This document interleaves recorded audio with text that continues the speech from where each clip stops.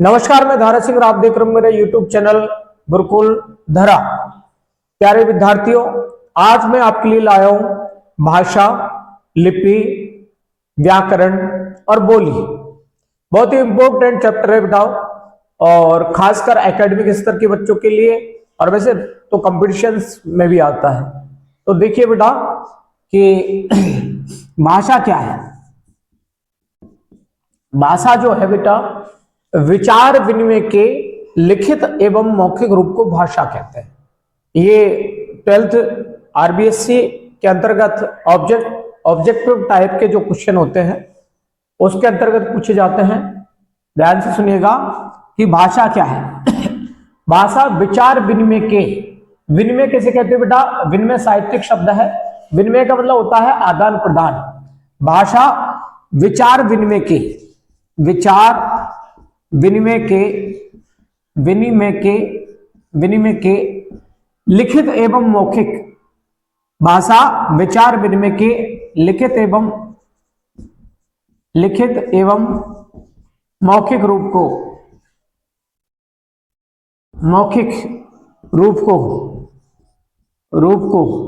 क्या कहते हैं बेटा? भाषा को भाषा कहते हैं। भाषा कहते हैं। कहने का मतलब है कि भाषा वह माध्यम है जिससे कि हमारे विचारों का आदान प्रदान होता है। जैसे हमारे दैनिक जीवन में हम किसी को कोई वस्तु दे या किसी से कोई वस्तु ले तो उस वस्तु का आदान प्रदान है। जैसे कोई एक विद्यार्थी दूसरे विद्यार्थी को पेन देता है तो उस पेन का क्या है? ये आदान प्रदान है, देना फिर उससे वापस लेना। किसी से कॉपी, किसी से पुस्तक, किसी से दे फिर उसको वापस लेना। तो ये उस वस्तु का क्या है कि आदान प्रदान है, विनिमय है। इसी तरह से जिस तरह से हम दैनिक जीवन में वस्तुओं का आदान प्रदान करते हैं या हमारे जीवन में वस्तुओं का आदान प्रदान होता है, ठीक उसी तरह से हमारे दैनिक जीवन में भाषा का भी आदान प्रदान होता है। तो जो विचार विनिमय का जो माध्यम है, और वो माध्यम दो तरीके से होता है। एक तो होता है बेटा लिखित, मुख्य रूप से भाषा के जो हमारे विचार है उनका हम दो तरह से आदान प्रदान करते हैं। एक तो बेटा लिखित रूप और दूसरा होता है मौखिक। लिखित है जब हम हमारे विचारों को लिख करके प्रकट करते हैं किसी से। जैसे मुझे एक कप चाय पीनी है, लिख करके दे दिया, तो इसका मतलब है कि हमने हमारे विचार लिख करके प्रकट किए हैं दूसरे के समक्ष। इसी तरह से मौखिक रूप में होते हैं जब हमको पानी पीना है और हमने जो है मौखिक रूप से हमारे विचार प्रकट किए, लिख करके नहीं अर्थात बोल करके प्रकट किए, तो वो क्या है? भाषा का मौखिक रूप है। अब भाषा का एक तीसरा रूप और होता है बेटा। कुछ विद्वानों ने भाषा का एक तीसरा रूप भी बताया है।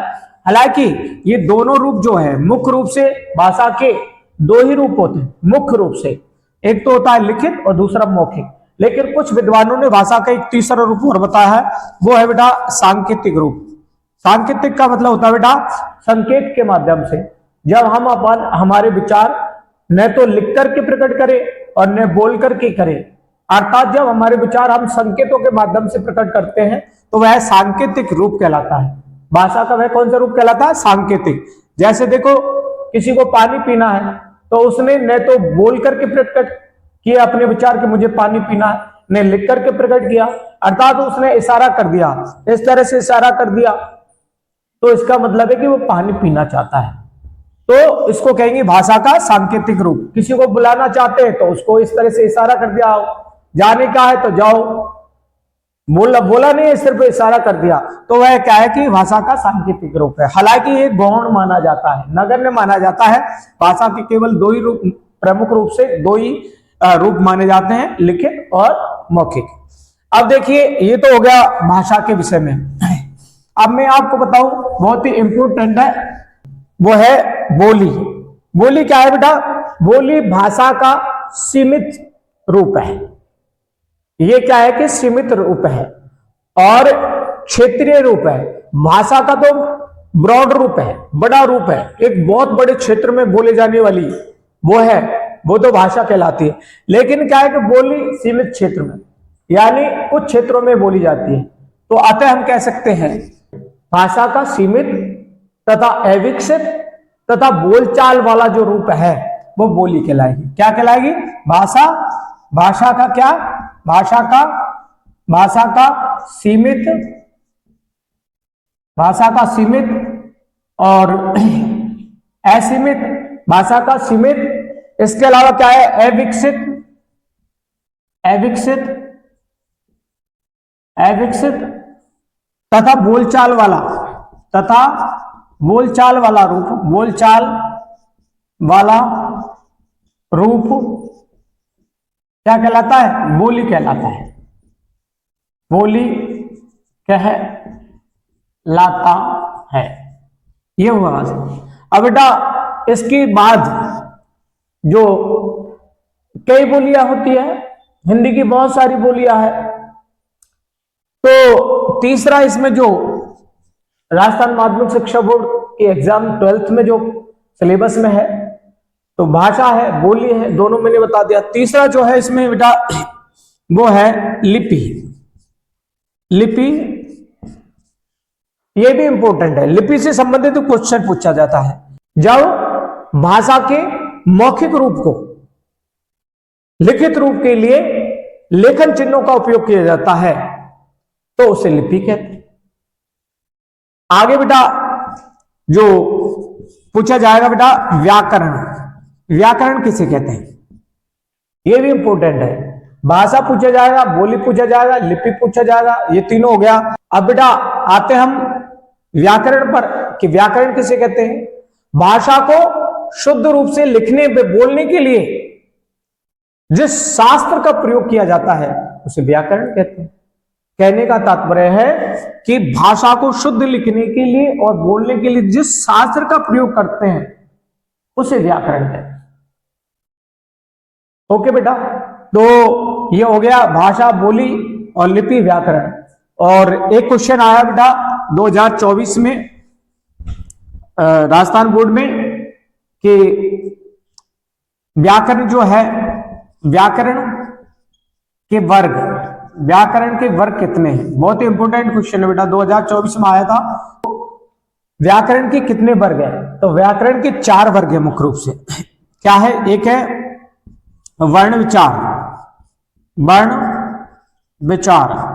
दूसरा है शब्द विचार, शब्द विचार। और तीसरा जो है वो है पद विचार, पद विचार। और चौथा जो है बेटा वो है वाक्य विचार, वाक्य विचार। ये व्याकरण के वर्ग है बेटा। व्याकरण को 4 वर्गों में विभाजित किया है, वर्ण विचार, शब्द विचार, पद विचार और वाक्य विचार। बड़ा इंपॉर्टेंट क्वेश्चन है, पिछली बार आया हुआ है। तो वर्ण, वर्ण जानते हो, ध्वनि की सबसे छोटी इकाई को वर्ण कहते हैं। शब्द 2 या 2 से अधिक वर्णों के मेल को शब्द कहते हैं। पद किसे कहते हैं? जब शब्द स्वतंत्र न होकर के जब वाक्य में प्रयुक्त होता है तो उसे पद कहते हैं। और वाक्य किसे कहते हैं? 2 या 2 से अधिक सार्थक शब्दों के मेल को क्या कहते हैं? वाक्य कहते हैं। आप ध्यान रखिए 2025 चल रही है और अब बोर्ड में, राजस्थान माध्यमिक बोर्ड में पिछली बार क्या है, ये बोली आ चुका है 2024 में। इस बार ध्यान रखिए इंपॉर्टेंट क्वेश्चन बन रहा है, आने की संभावना है। वो है एक तो भाषा से संबंधित, भाषा किसे कहते हैं, भाषा क्या होती है। और दूसरा बेटा वो है व्याकरण से संबंधित। दूसरा किससे संबंधित है?